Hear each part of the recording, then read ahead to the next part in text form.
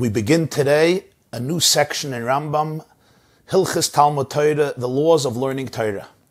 After the Rambam concluded his first section of his Mishneh Torah and Sefer Hamada, the book of knowledge, Hilchos Yesodei HaTorah, the fundamentals of Torah and Halacha, and then went on to Hilchos Deis, the laws of ethics, values, character, personality, development, and refinement. The Rambam now goes to the third section of Mishneh Torah, Hilchos Talmud Torah, which, just like Hilchos Deis, also includes and consists of 7 chapters. Let's begin. As always, the Rambam will begin enumerating the mitzvahs in the Torah that these halachas are coming to expound upon and explain in detail. Zok the Rambam, Hilchos Talmud Torah, the laws of learning Torah, yesh b'chlolon shtei mitzvahs aseh. These halachas will include 2 positive commandments. Rishona, the first mitzvah is lilmay Torah. There's a mitzvah to learn Torah. The second one is shniya lechabed melamdeh v'yodeha, to respect and honor those who teach her and those who know her and master her. Ubiyur shtei mitzvahs elu b'prokamelu. The explanation of these 2 mitzvahs will be in the subsequent 7 chapters. Peirik Rishon, the first chapter, Zok the Rambam, Aleph. Noshim v'avodim uktanim pturim mitalmud Torah.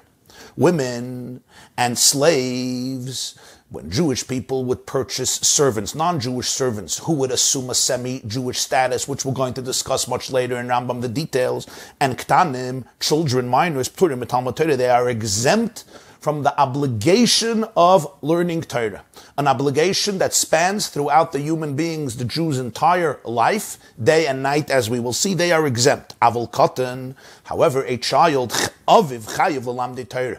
There's an obligation on the father. His father is obligated to teach him Torah. Shenemar, what's the source for this? We all know this pasuk. It comes from the second section of Shema. V'hayim Shamaya in Parshas Ekev, v'limadetem oisam es b'neichem l'daber bam. You should teach them the words of Torah to your sons to speak in them. And here it says, v'limadetem oisam es b'neichem, your sons. It doesn't say your daughters. In other words, the obligation on the father is to teach his son Torah. And the mother, the woman, is not obligated to teach Torah, the text of Torah, to her son. Because the one who is obligated to learn is obligated to teach. It says, you should learn the Torah with your sons, not with your daughters. You don't learn with your daughters because she's also not obligated to learn. And therefore, she's also not obligated to teach her children Torah. She's not obligated to learn, so she's not obligated to teach. Beis.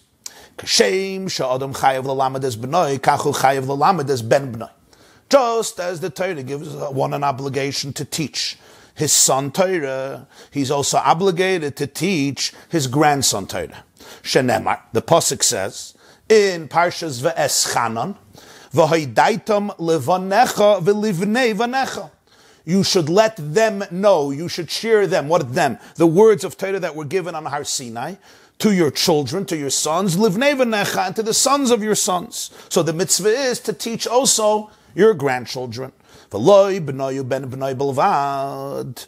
But it's not only a family affair. This mitzvah is not only relating to your son or your grandson. Ella, listen to these words, mitzvah al kol chacham v'chacham Yisrael elamed es kol hatalmidim afal b'shein banov. There's a mitzvah on every Jewish Torah scholar, every Jewish sage, every chacham. He has a mitzvah to teach all students Torah, even though biologically they're not his children. Shenemar, what's the source for this? The pasuk says, we also know this pasuk, it's in the first section of Kriyas Shema, Parshas Ve'eschanan, V'shinantam levanecha. You should teach them, what are them? The words of Torah, the Dvarim Ha'el of Torah, levanecha, to your children. Mipi hashmu'olam, you might think here again it means only biological children. Mipi hashmu'olam, what does mipi hashmu'ah mean? Mipi hashmu'ah means we have an oral tradition that was transmitted all the way back from Moshe Rabbeinu, through the chain of generations, master to student, master to student. This is the Torah Shabbat Peh. And whenever we say Mipi Hashmuah in Rambam, it means what? That it's also intimated. It's the way to explain. You could see it in the pasuk, but it's intimated, it's alluded to, or it's hinted to. What did we learn? Banecha elu talmidecha. Levanecha doesn't mean only your biological children, it means your students. Talmidim kriyim banim, because students are defined in Tanakh as children. Shenamar, we have a pasuk also in Melachim Beis, chapter 2, about the students of the prophets. Vayetzu b'nei hanavim. The sons, the children of the Nevi'im went out. This is the day that Eliyahu Hanavi would ascend in the flames to heaven, and Elisha would be his student and successor. So the b'nei hanavim, the children of the Nevi'im, are referring to the students of the Nevi'im. As Rabbi Chanan Wasserman, Hashem Yinkom Damai, the author of Kovetz Shiurim, the Rosh Hashiva of Baranovich, once said or wrote, V'shinantam levanecha elu talmidim, it teaches you that you will only be successful with a student if you see your student as a child. Im kain, if so, laman itztav al b'nai v'al ben b'nai. If the mitzvah is on every chacham to teach every potential Jewish student, so why was the person commanded to teach his son and his grandson? The mitzvah is not only your child. But the Madat as b'neichem. You said Vishnantam Levanecha is all people. The Rambam says there's two answers. Answer number one is Lahakdim B'nai Leben B'nai. Answer number one is there are priorities, there is preference. In other words, your child comes before your grandchild. Uben B'nai Leben Chaveirei. And your grandchild comes before a child of your colleague, another child. So yes, there's a mitzvah on every chacham to teach every single possible student, but a person has to prioritize and say, I can teach my child comes first, then my grandchild, and then somebody else's child. Another answer, the Rambam says, Halacha Gimel, v'chayav lisker melamed libnoyu lelamdei. A father is obligated to rent a teacher so that he should teach his child. In other words, if the father can't teach himself, or even if he can teach himself, but the teacher would be beneficial, would be superior, then he has to actually pay money to rent a teacher, to pay tuition. When it comes to the child of his colleague, meaning another child, there's no Torah obligation that he has to pay tuition for a teacher to teach him. He is obligated to teach him for free, but he doesn't have to spend money for it. So these are the two differences between the mitzvah relating to your own family and the mitzvah relating to all Jewish children and all Jewish students. First of all, there's an order of priority. You have to prioritize in case you can't do everything. And number two, here you have to spend money and here you don't. What happens? Somebody who his father never taught him. His father did not fulfill this mitzvah for whatever reason. When he recognizes, interesting words, what does he recognize? He recognizes the value of learning Torah. And then he is obligated to learn himself. He's obligated to find a way to discover the ability to be able to learn Torah, to discover Torah. Interesting words, keshayakir. There is an old print of the Rambam where it says keshayagdil, which would make a lot of sense when he becomes mature, when he becomes an adult, when he becomes bar mitzvah, and he's obligated in mitzvahs. But according to most manuscripts, it's keshayakir, when he recognizes. The Tzemach Tzedek writes in Piskei Dinim, the Tzemach Tzedek, the grandson of the Baal HaTanya, passed away Tafresh Chavav, 1866.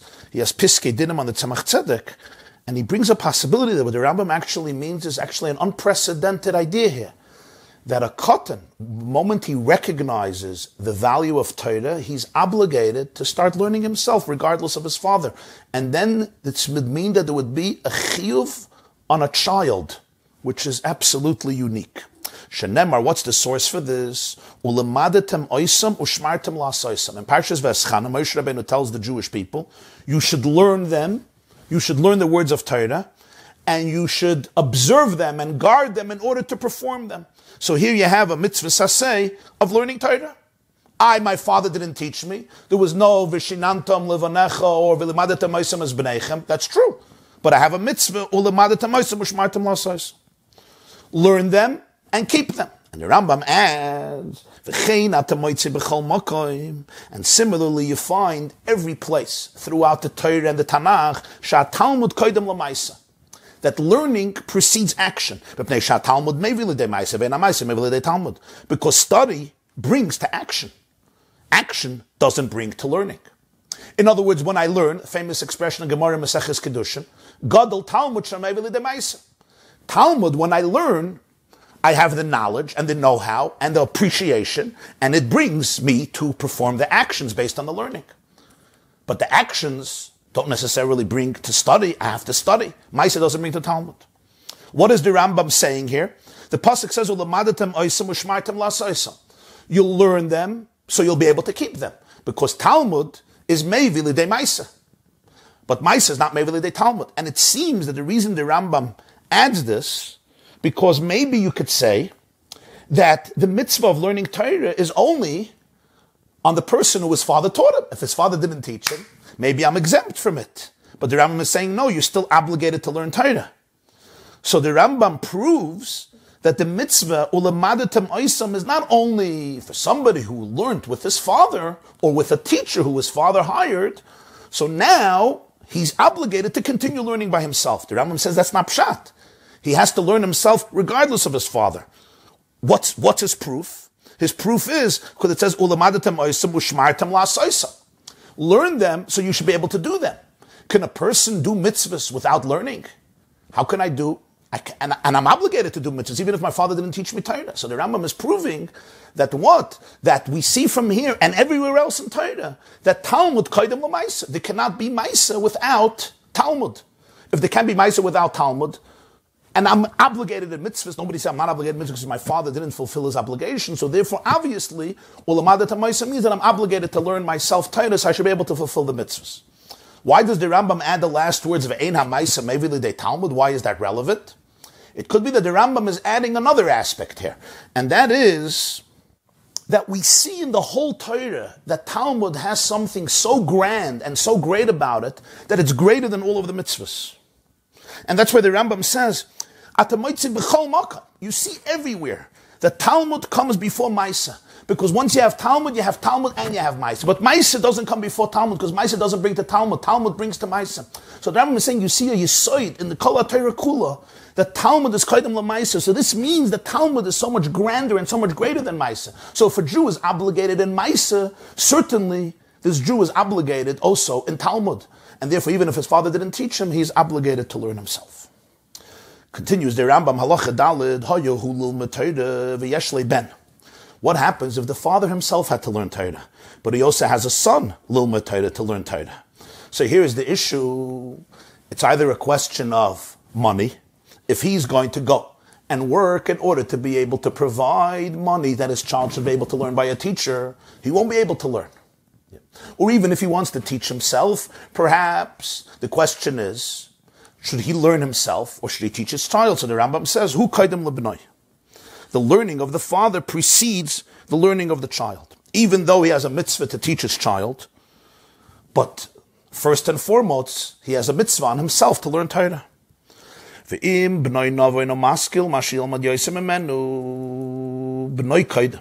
However, if his child is uniquely perceptive and innovative, and he will be able to study and master the material and learn better than the father, then the child comes first.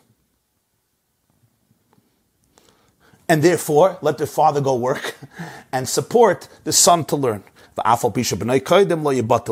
even though his son comes first, it doesn't mean he shouldn't learn at all. Just like there's a mitzvah on him to teach his son, he's also commanded to teach himself Torah. So even though he doesn't have time to learn himself because he has to support his son because his son is going to be more successful, that's true. But it doesn't mean he shouldn't learn Torah at all. There's a mitzvah also on him to learn Torah himself, not only to teach his child. So therefore the Rambam says he always has to make sure that he creates times for himself to learn Torah, even though he cannot spend his entire day and every time he has learning Torah, which is an ideal situation, but he cannot do that because he has to support his son learning. So therefore, the Rambam says, but he should make sure to still make time to learn. Hey, a person should always learn Torah and only then get married. Because if a person first gets married, his mind will not be open to be able to learn as well, because now he has the burden of supporting a spouse and supporting a family, supporting children, and therefore he won't be able to dedicate his mind in the same way to learn like before marriage when he's just responsible for himself. But what happens if this person, his natural inclination and desire for a relationship with a woman is very powerful, so his heart cannot really be truly dedicated to learning of Torah because he's constantly being overtaken by various thoughts and sensations and desires? Then first get married and you learn afterwards. Okay, it may not be with the same dedication because you have to be dedicated to your wife, spend time with your wife, you have to support her, and then children are going to come in, but that's the priority. Then you should get married. In the beginning, he says, you should learn Torah first because you want the das pnuya. You want the head that's open. It's much easier when you're not working, when you're totally connected and learning all day. It's much, you'll achieve much more. We're talking about a serious person here. In the second part of the halacha, he says, but if Yitzrim is gabel achein liboy panoi, his heart is not open. Because here the Rambam is talking about somebody who's being overwhelmed by so many thoughts and sensations that it's time for him to get married. So this is a quality of the heart which represents strong emotional inclinations and proclivities. Vav. At one point, does the father begin teaching his son Torah? The moment his child starts talking. The moment the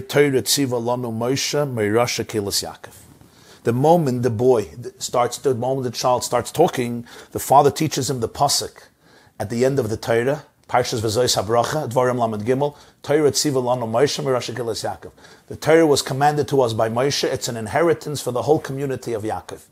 This is the first thing we teach a child, the moment he could start communicating verbally. And it's fascinating. We take a pasuk all the way at the end of the Torah. This is the last parasha of Torah.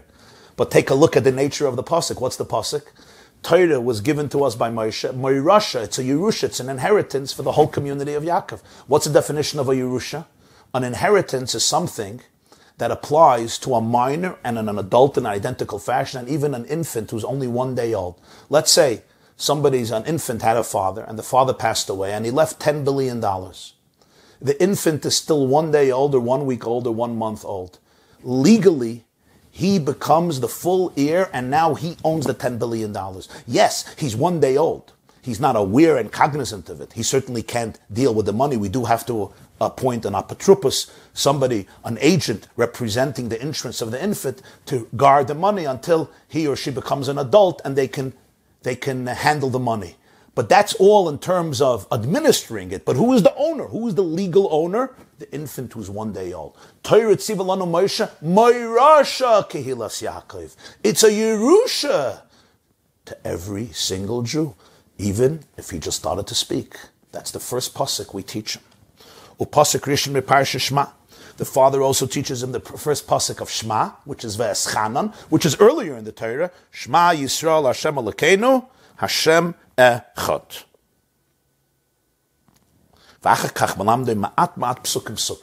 And then, he's starting to talk. He teaches him a little bit more psukim from the Torah. Achiyeh ben Sheisha ben Sheva, until he becomes 6 years old or 7 years old. Based on his strength and his health situation. And then, and then the father brings him to the teacher of children to continue learning Torah by the teacher. Because I should say, the Rambam says, Ben Sheisha Ben Sheva. How do you interpret that? I would interpret it 6 years, in other words, 6 full years, beginning the 7th year, or, if he needs more time, 7 full years, beginning the 8th year. This is actually how the Shulchan Aruch Harav interprets the Rambam, because that's what it seems like. Ben Sheish means you finished 6 years, or you finished 7 years. But the Kesef Mishnah says that actually means Ben Sheish means 5 years old, beginning the 6th year, and Ben Sheva means 6 years old, beginning the 7th year, and that's also what he says in Beis Yosef on the Tur in Siman Reish Mem Hey. Less than this age, according to the Rambam, if he's less than Ben Sheish or Ben Sheva, which means if he's not fully 6 years old, you would not bring him to the teacher, according to the Rambam. I should just say that the way the custom is today, the Seder Hayom brings this, and this is discussed in many poskim, that today they often bring the child to a preschool or to a teacher, even at a younger age, to learn the Oisius, to learn the Aleph Beis, to learn the language, to learn some psukim, to learn brachas, davening, etc.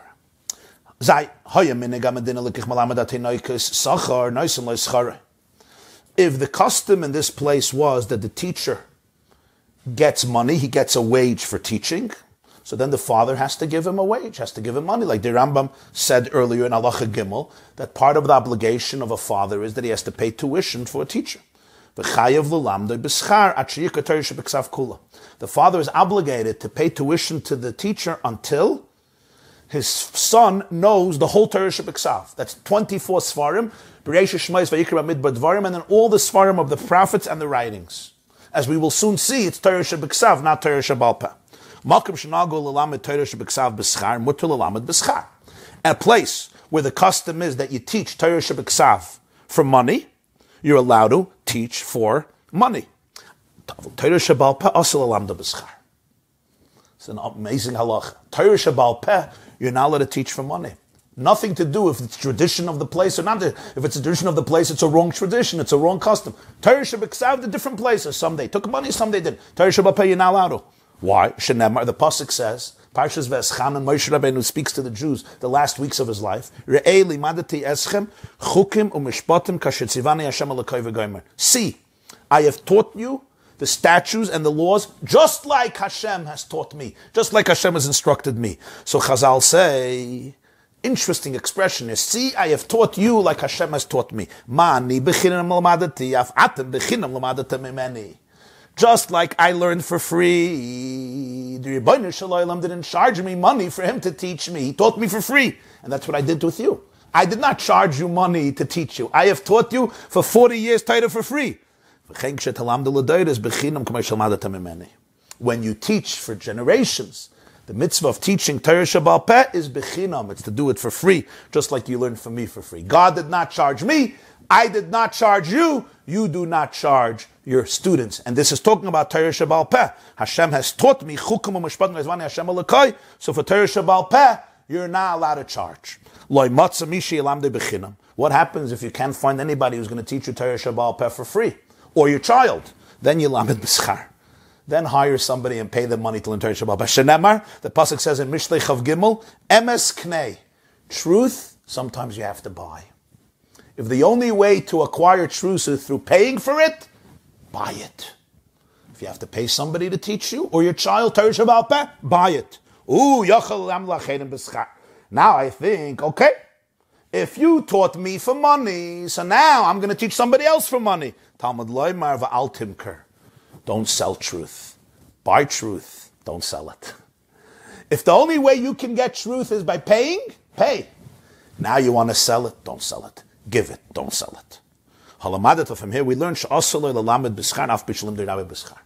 forbidden for me to teach Torah for money, even though my Rebbe taught me the Torah for money. Now the question is, why would Torah Shebiksav be different? Why would we make this distinguish between Torah Shebiksav and Torah distinction? So the Gemara in Nedarim says that you're allowed to take money for Torah Shebiksav because it's not for the learning. Rather, before there were printed chumashim, the teacher would also teach all of the trup, all the cantillations of how to read it, how to sing it.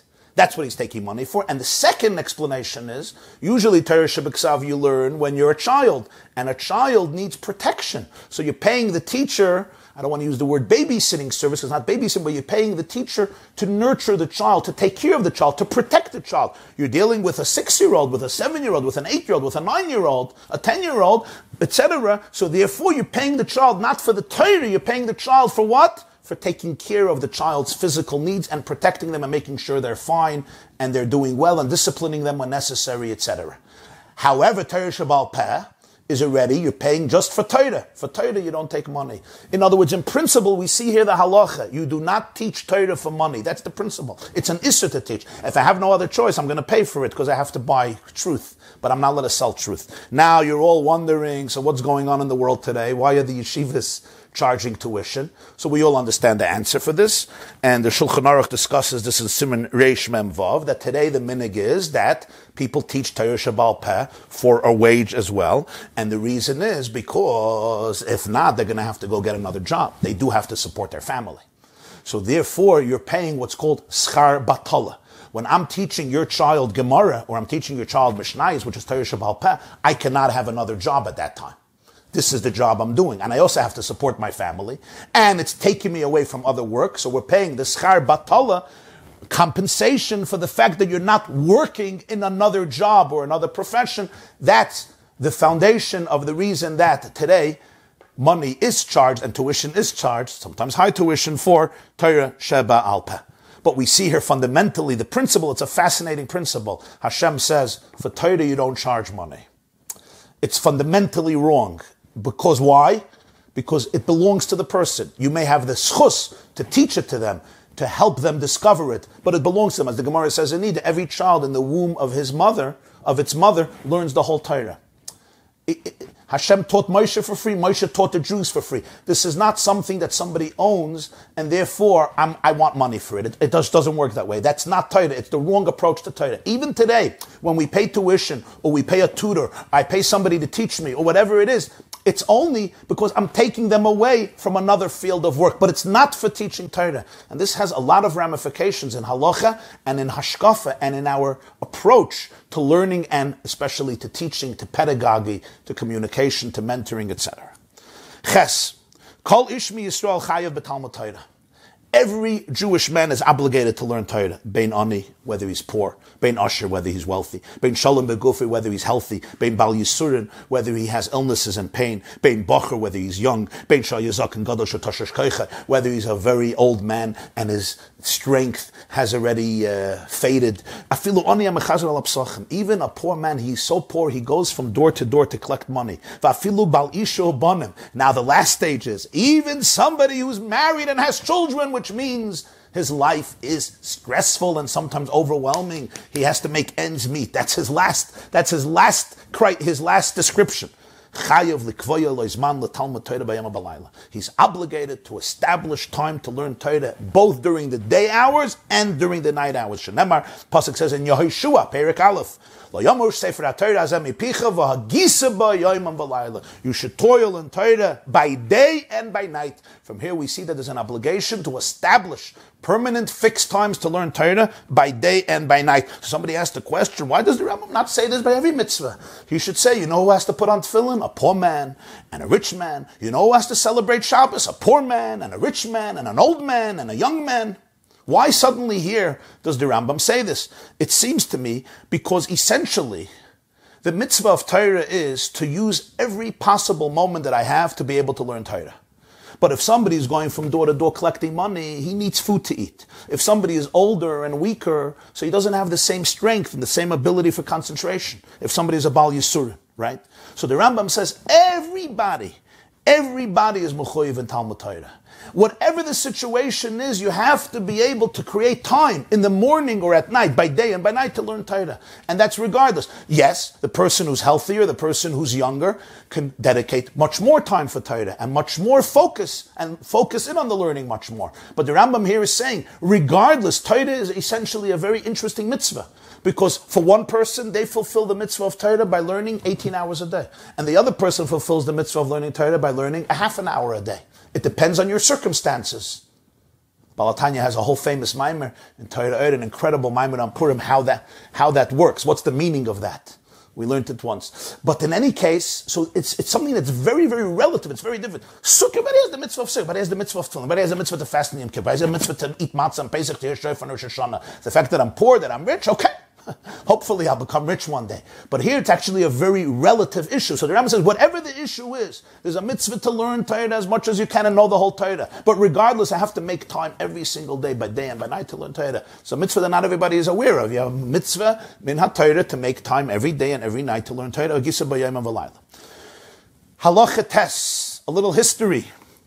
But it's not just history by the Rambam, it's always a halacha. G'dolei chachmei Yisrael. The great sages of Israel, some of them were wood choppers, some of them were water carriers, and some of them were blind. Hillel HaZaken, the Rambam writes in Pirush HaMishnayos, Perek Dalet and Avos, Hillel HaZaken was a wood chopper. Obviously, Rabbi Nosson says it about Rabbi Akiva. Rabbi Akiva was a wood chopper. What about a water carrier? Reb Huna, the Gemara says in Ksuvas, Reb Huna was a water carrier. What about Suman, blind? The Gemara says many times that Reb Yosef was blind. Reb Sheshus was blind. For Afal Pikei, they were wood choppers, water carriers. Some of them could not see. Nonetheless, Hayu Oiskin B'Torah B'Yom U'Balayla.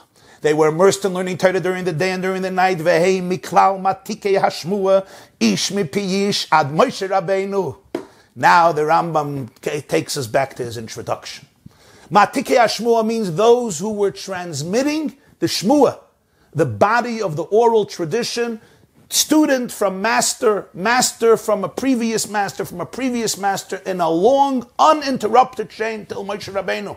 These individuals, Rabbi Akiva, Hillel HaZaken, Reb Huna, Reb Yosef, they are all listed in the 40 generations from Moshe Rabbeinu till Reb Ashi. Remember the introduction to the Rambam? That's why the Rambam says, these people, what can a wood chopper accomplish? What can a wood carrier accomplish? A blind person can't even see.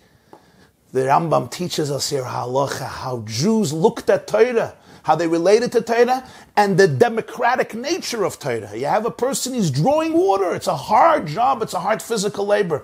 This did not deprive them from the ability to be able to indulge in Torah, to be able to master Torah, and to be able to become those individuals who are responsible for the whole transmission of Torah, Ish Mipiyish Ad Moshe Rabbeinu. So this empowers every single individual. Torah doesn't belong to only a few individuals who have the luxury to be able to sit and learn all day, and they could, so somebody else supports them and so forth, which the Rambam himself was very against. Which is another point of his that the Rambam is probably making here. It's not just empowering every individual and saying that every single person has the potential and a person should never think Torah does not belong to me, which he's going to discuss more in chapter 3. But the Rambam is also making his famous point that he makes in his commentary to Mishnayos, Pirkei Avos Perek Daled, and a little later about the Rambam believing that rabbis and teachers and sages should never ever support themselves from their rabbinic duties as teachers and mentors, but they should all have a separate parnasa. This was the Rambam's famous opinion, which I discussed at length. We did a lecture this week, why the church burnt the books of the Rambam. You may want to listen to it on the yeshiva.net. Pretty interesting history about the Rambam. We spoke about this aspect as well. Halacha Yud. Ad emasai chayav adam lilma Torah. Till when? Till when are you obligated to learn Torah? Ad yom ma'aseh, till the day of a person's death. Shenema, the pasuk says in V'eschanan, ufen yasurim alvavcha kalimei chayecha. Moshe Rabbeinu tells the Jewish people, make sure that the words of Torah do not depart from your heart all the days of your life. That means I have to retain and hold on to my Torah all my life till my last breath. The Rambam says, as long as a person is not involved and engaged in learning, automatically he forgets. And if I have a mitzvah that I'm not allowed to allow myself to lose any part of my Torah until the end of my life, that means I have to always be involved in learning Torah.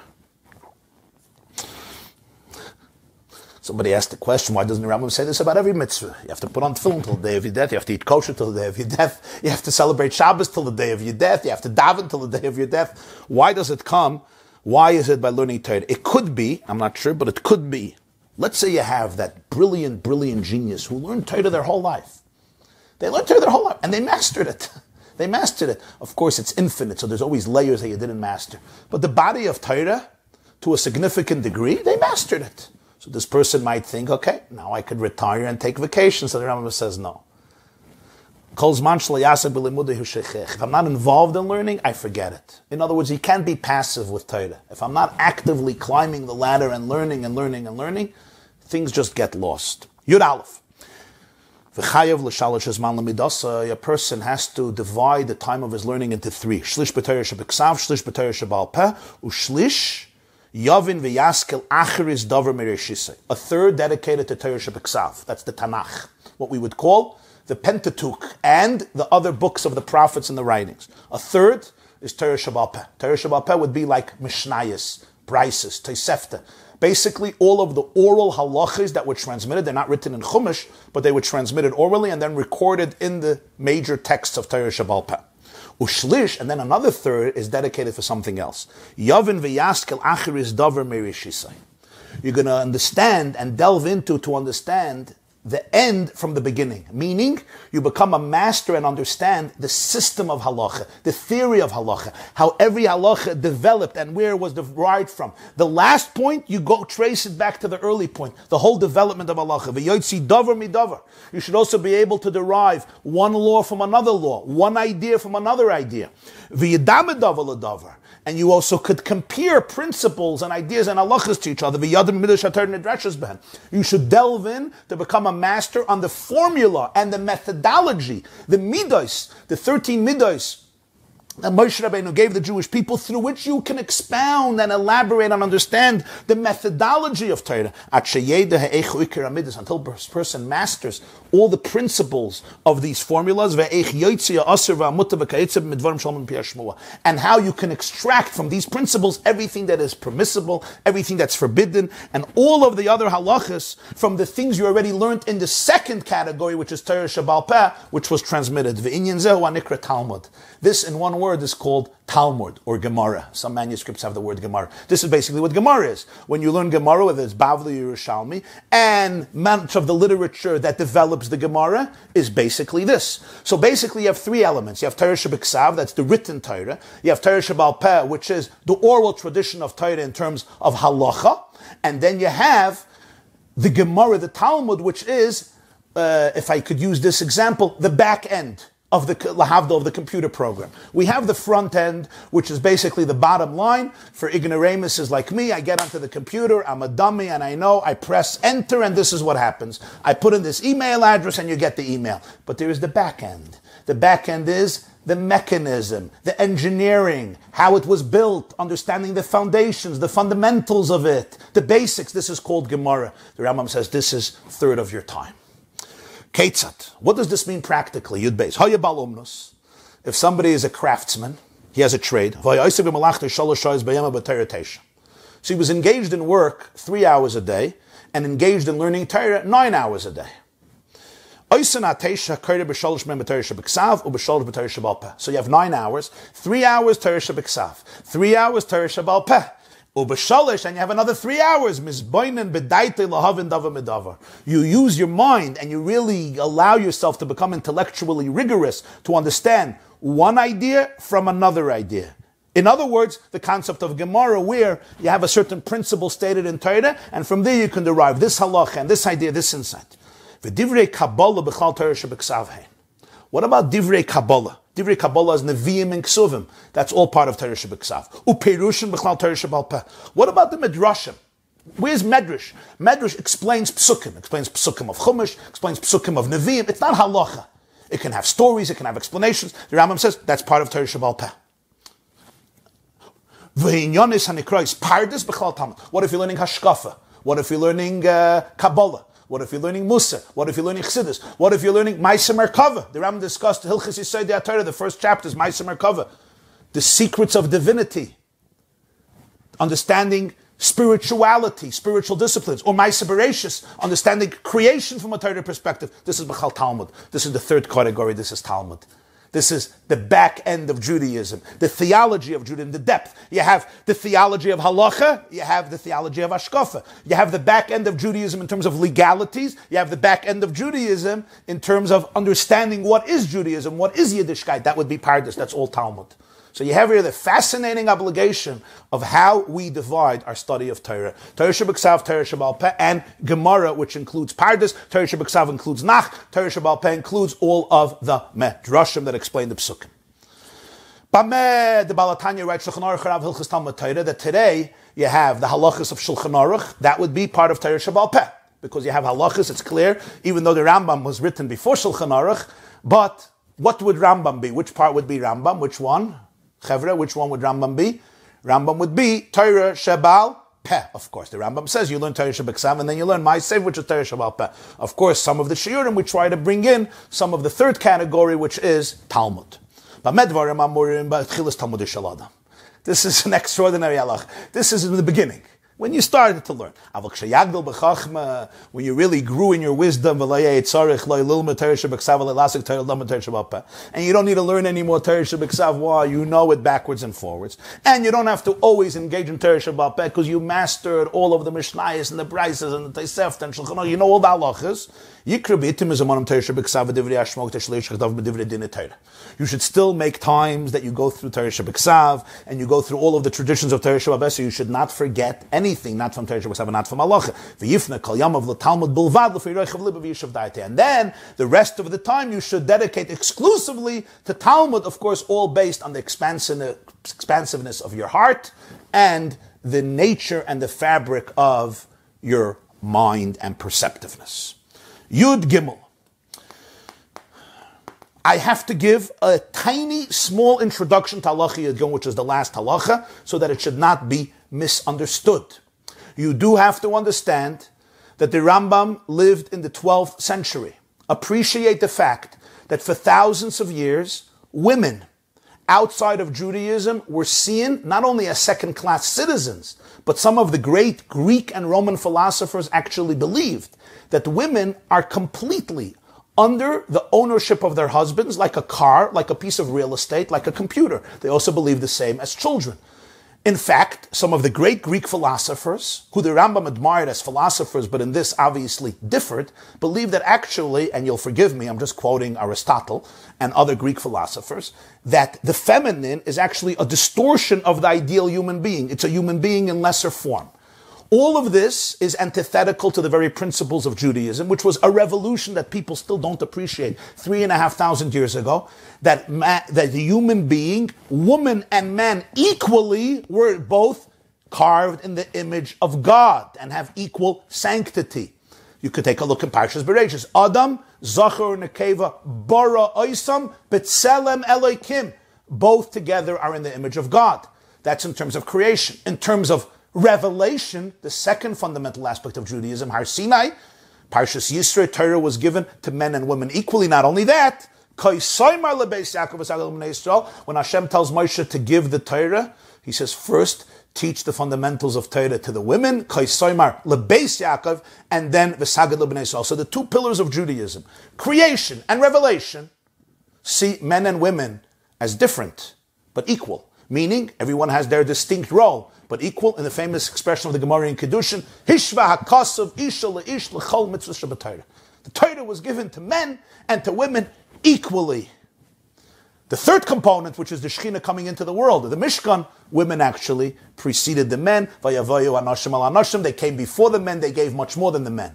When it came to the love of Eretz Yisrael, here again, the women preceded the men. Why am I saying this? Because when people take things out of context, they completely miss the point. Now you have to understand, as a result of all of the above, women did not get any education. They were not trained in the analytics. They were not trained in methodology of learning. They were not trained in what we call today pilpul, questions and answers and refutations and modalities of thought and so forth. Torah Shebal Peh, especially Gemara, has a special definition. The pasuk says in Eicha b'machshakim hoishivani, God placed me in darkness. The Gemara says in Sanhedrin Daf Chav Daled, b'machshakim hoishivani ze Talmuda shel Bavel. This is the Babylonian Talmud. Why? That's called darkness? Yes, because everything is so complex. Nothing is straight and nothing is clear. Everything is questioned and then answered, and then the answer is refuted, and then there's another question, another answer, and a proof, and then the proof is refuted, and there's arguments and debates. It's back and forth. It's a whole style of learning. In that era, that time, most women, Rambam uses the word most, were completely not in tune with that mode of thought. And therefore, such types of learning, when you're not accustomed to it, and when you don't need it, and when it doesn't do anything for you, it can actually have the opposite effect. It can be confusing, it can be overwhelming, it can be misunderstood in wrong ways. Yud Gimel. Isha shalom de Torah yesh lo schar. A woman who learns Torah has reward. But since she's not mitzvah in Torah, in Talmud Torah, she's not commanded to learn, so it's not like the reward of the man who is commanded. Because the moment you're commanded to do something, you already have much more resistance. Stolen waters are always sweeter. The moment I'm not allowed to take the water, it's much sweeter, right? Of course, what you can do is always better. So therefore, the moment I have a mitzvah, I already don't want to do it. So the schar of somebody who's commanded is greater, and the man is commanded to learn Torah. And somebody who does something that he's not commanded to do, his reward is never like the reward of somebody who does it because he was commanded to do it. It's a lesser reward, but it's a reward. Even though a woman has reward for learning Torah, the sages instructed, a man should not teach his daughter Torah because most women, and this is critical. Why doesn't he say all women? Because he's not talking about the essential nature of women versus men. He's talking about most women in the culture or in the society that they're living in. This is not a halacha about women essentially. There are halachas that relate to men, halachas to women that never change. The Rambam here says the majority of women. Why the majority? Why not all women? Because the Rambam himself is telling you there could be women who are different. You have to look at the woman. When the whole society changes and everything changes, things might change. So this is very clear when you have intellectual honesty and integrity to learn the Rambam correctly. I'm responding to different questions I received, obviously. Because most women ain't they don't have the ability to concentrate on the learning. The Torah will be used in an idle way, based on the poor comprehension ability. The sages said, the sages said, when you teach your daughter Torah, it's like you're teaching her parables and stories. This is only true about Torah Shabbal Peh. Torah Shabbat, you do not say this. Because Torah Shabbat, by nature, is very different than Torah Shabbal Peh. Torah Shabbal Peh, by definition, lends itself to constant debates and analytics. Even just Mishnayos and Braisos are full of debates and disputations. Never mind Gemara, which is called B'machshakim Hayshivane. And it's full of complexities and intricacies. And you have to be sensitive to the Torah that belongs to a woman. And I'll tell you the truth, even till today, I give a lot of shiurim. I speak to men and I speak to women. It's very, very different. I'm not saying all women. Rambam also doesn't say all women, and this is even in the 1100s. But even today, there's a very different. With women, my wife always tells me, with women, get straight to the neshama. Go straight to the soul. Go straight to the core. Don't go through all of the journeys of pulpulim that you can do with men. And for men, it's actually very healthy. They need it for their minds. They need to refine their minds through that. So this is actually a very sensitive idea. Torah Shabbat is not like that. Torah Shabbat is much more straightforward. You can perceive the spirituality there. Although also Torah Shabbat Torah Shabbat needs a teacher, but it's not like Torah Shabbal Peh. So Torah Shabbat lo yelamed oisel lechatchil. You shouldn't teach her Torah Shabbat initially. V'imlim deina k'malam de tiflus. But this is not called tiflus, like just teaching parables or idle stories. We do not say that about Torah Shabbat. I should add what the Shulchan Aruch Harav says in Hilchos Talmud Torah, and it's brought in many poskim. When the Rambam says here not to teach your daughter Torah, or he said in the beginning that women are exempt from Torah, this excludes all of the mitzvahs that they have to do.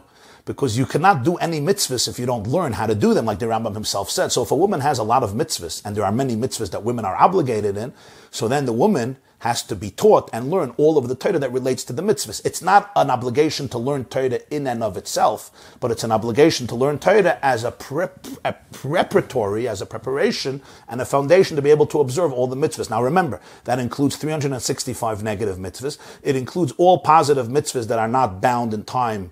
It's an enormous amounts of mitzvahs. For example, all of the halachas of Shabbos, for example, all of the halachas of davening, which according to the Rambam, davening is a mitzvah essay that relates also to women, and many halachas every single day that relate to women and men equally. It also includes the 6 constant mitzvahs that are perpetual, the mitzvahs that the Rambam discussed earlier in Yisrael Torah, the mitzvah of knowing Hashem, the mitzvah of loving Hashem, the mitzvah of fear of Hashem, the mitzvah of achdus Hashem.